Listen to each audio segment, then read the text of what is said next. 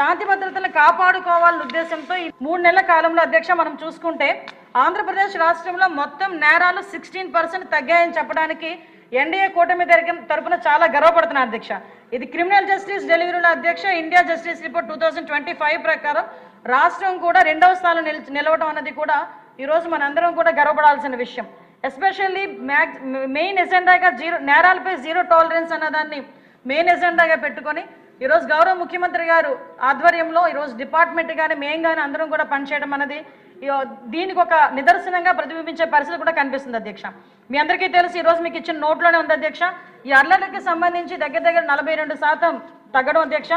బలహీన వర్గాలపై నేరాలు కూడా అధ్యక్ష దగ్గర మహిళలపై నేరాలు అయితే నిజంగా గర్వంగా చెప్పుకోవాలి అధ్యక్ష. ఆ రోజు ఆ గవర్నమెంట్లో 151 సీట్లున్నా కూడా నడి రోడ్డు మీదకి వచ్చి కత్తిపోటు స్వాతంత్ర దినోత్సవం రోజు కత్తిపోటు పొడిచిన సందర్భంలో కూడా ముఖ్యమంత్రి అన్న స్థాయి వ్యక్తి కూడా ఒక రోజు కూడా బయటకు వచ్చి మాట్లాడలే.